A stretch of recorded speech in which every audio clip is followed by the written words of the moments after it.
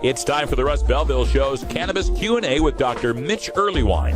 Dr. Earlywine is a professor of psychology at the State University of New York at Albany and a leading author and researcher on cannabinoids and health, who pins the Ask Dr. Mitch column for High Times Magazine. Get your questions ready in our live chat or call in to 971-533-7111 now. Welcome back, everybody. Half past the hour on a Monday, and that means it's time we speak with Dr. Mitch Earlywine from SUNY Albany. How you doing, Dr. Mitch? Cold but happy. Cold and happy. Is still snowed in? Fortunately, no, but it was in the single digits again today, so we're just trying to stay bundled up. Oh, my gosh. And me, I was walking in shirt sleeves out here in Portland. It was 60 and sunny. Oh, my goodness.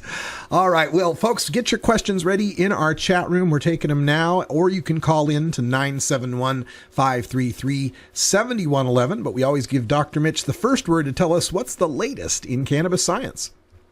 A veritable plethora in the news today, everything from ADHD to skunk and psychosis, the biology of the munchies, and more professional ratings suggesting marijuana's probably a lot safer than we were told in junior high. Let's get to that first. That's the one I saw in the Washington Post Wonk blog today, saying marijuana may be even safer than previously thought. What are the details of this study?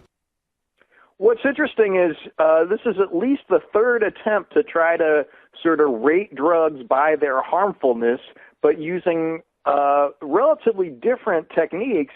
And on this one, cannabis, of course, is markedly safer than alcohol, heroin, cocaine, tobacco, ecstasy, and meth. But that's really not any surprise to us. But it wasn't the usual approach Bob Gore and I took, or that David Nutt had taken in a comparable study, and still comes to the same conclusion. So I feel like basically this kind of ranking approach, no matter how you do it, seems to keep coming to the same conclusion that marijuana is just not going to be a big problem. Well, it was interesting. One of the lines in there said that marijuana is 114 times less lethal than alcohol. But, I mean, isn't it infinitely less lethal since you can't die from it?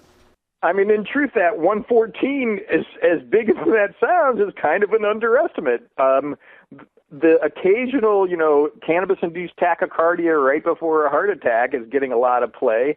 But compared to alcohol, this drug just doesn't have any association with death at all.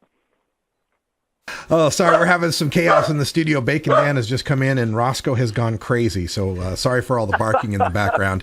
That's our alarm system hard at work. Very low tech here at 420 Radio. Let's get to this next study. This one came out a week or two ago, and it said that there was no link between marijuana and car crash accidents. And this was pretty surprising because, Kevin Sabet tells me we're twice as likely to get in wrecks, and, he wouldn't lie. Well, unfortunately, Kevin's not on top of the data. But the bottom line here is that, in fact, when you take really good care to check out the National Highway statistics for a specific area where people are actually under the influence of marijuana at the time, what a surprise. You see at most a 5% increase in culpability of accidents, and that's just not statistically significant. This was a study of over 3,000 drivers. The crashes were in a 20-month period, so we can't say, oh, hey, the study's not big enough, or there just weren't enough people, or something like that. And lo and behold, we're not getting the kinds of increases anywhere near what you get at blood alcohol concentrations, even at 0.02 or 0.04. And I really feel like, I'm all for a highway sobriety test. If you want to pull me over and have me juggle and ride a unicycle, I'm happy to do it. But just the presence of cannabis in the system is not enough to assume impaired driving. So what accounts for that statistic that they've been throwing at us for years that we're twice as likely? I mean, they used to say it was from the British Medical Journal. How did they come up with this 2 times greater risk? Well, so what was funny was in the early 2000s, they had a big data set based on a couple of different areas, but they were using basically urine screens, so some of the folks weren't high at the time. They also often were confounding alcohol and cannabis and trying to control for that statistically, which just doesn't make any sense from a mathematical standpoint. And so we get this, 12 times as likely, 2 times as likely, and things like that. And in fact, a good epidemiologist, when something is less than twice as big, isn't going to make a huge deal out of that sort of effect. And that was pretty much what we were getting. And it really was statistically significant only because the sample sizes were so huge.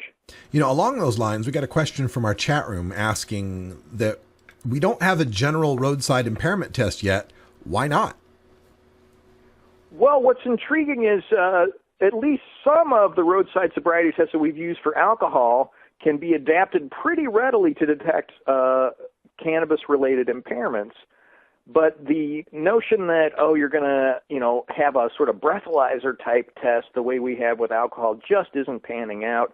And I think the science is probably just a little bit behind on that.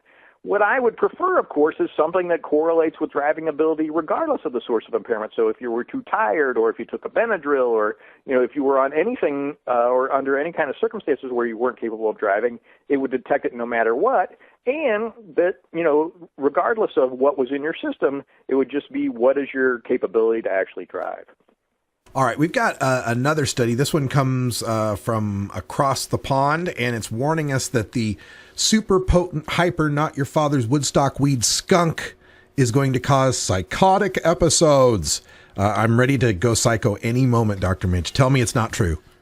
Well, sad but true. The headlines are all saying can cause or things like that, and that just is not a kind of explanation we can make from these data. All these are correlational and correlational alone.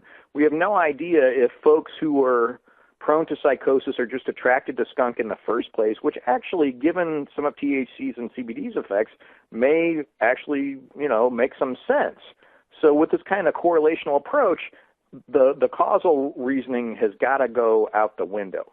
Now, we have seen that, some high-potency THC with no cannabidiol at all in the lab has made people have some psychotic-like experiences, but it's not the same as causing a psychotic disorder. And then what really bothers me is that some sources in the news are saying it's schizophrenia, and this is not schizophrenia at all. Schizophrenia is a really serious syndrome with a whole lot of symptoms, not just the kind of modest magical ideation or delusional thinking that we see in response to THC.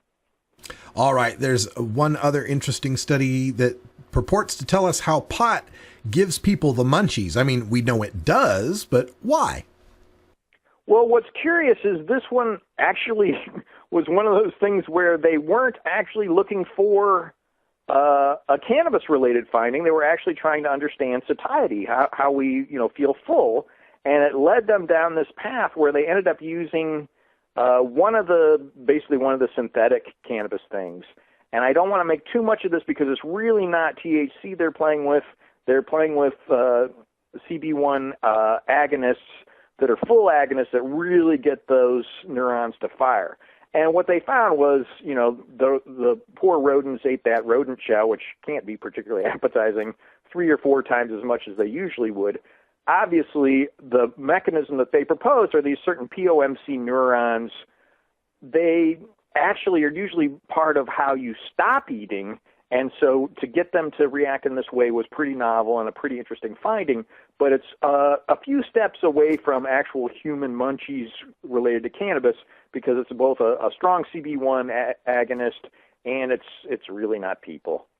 All right, and this other story that I found quite interesting had to do with teens who use marijuana who are suffering from ADHD and a computer program that could possibly help them out. This seems pretty complex. Maybe you can break it down for us. Sure. What they're using here is what's called the NBAC task, which is a way to train your memory to essentially work better, to be able to hold more in your working memory. If you can imagine, Russ, I've got a series of pluses and minuses I'm going to flash on the screen, and I'm going to ask you, what was the symbol 2 before the one you're looking at right now? Obviously, that's going to be pretty tough, but it's something that you would get better at with practice. Folks with ADHD hate this task. I mean, hate it. And they actually do get better. It's unclear if it's going to generalize to paying attention to this task to paying attention in daily life, but there are at least some promising small sample studies that suggest it could improve with this kind of training. Now, the cannabis-using folks, some of the work that my student Mallory has done and some other work suggests that this particular sustained attention issue is one that people who use marijuana in response to ADHD seem to claim marijuana helps with, and so they may be a good target for this kind of training in order to improve their symptoms simply by improving their working memory abilities. That's really fascinating. I saw a special recently with Penn Jillette, the Vegas entertainer, and he had a nail gun. And if you have a nail gun, they have these strips of nails that are fed into the nail gun, but the nail gun will still fire air if there isn't a nail in one particular hole. And the entire act was a memory act where he has memorized the pattern of nail, nail, no nail, no nail, nail, no nail, nail, and so forth along this strip. It must have been 70 or 80 nails long. And he's holding a nail gun up to his hand and up to people's heads as he's doing this act. And of course, when he pulls the trigger and it's just a hole, no nail comes through. I guess it could also be noted that Penn Jillette has never touched a drug in his life. I don't know if I'd want to try this after my history of using marijuana, Dr. Mitch. Is this something that could help people that even don't have ADHD? In fact, it's interesting because working memory does improve, and it's curious because you'll find yourself after this kind of training capable of just holding a lot of information in your mind at once in a way that you hadn't, say, 3 months earlier. And it's an intriguing effect, but it's not essential to the kinds of jobs you and I have, Russ. So, I mean, if we're going to start doing performances in Las Vegas, maybe things would be different, or if we want to compete in the Memory Olympics. But otherwise, if you don't have any ADHD symptoms, it's unclear that there's a whole lot of benefit to putting out this kind of effort. All right. Well, Dr. Mitch Earlywine is one of the acknowledged experts on marijuana research. And if you'd like to get in touch with him directly, you can always send him an email at 420research@gmail.com. Have you got any new studies coming up?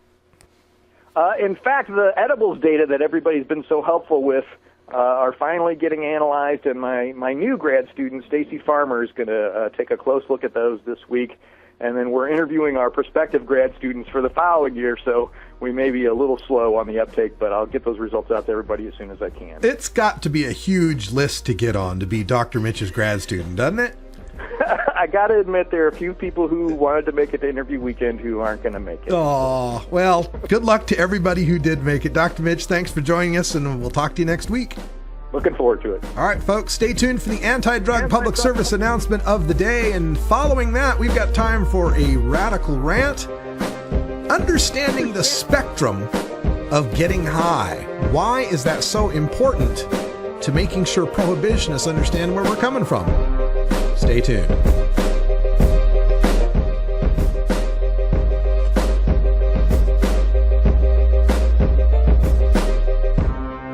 You're tuned into the Russ Belville Show, the voice of the marijuana nation.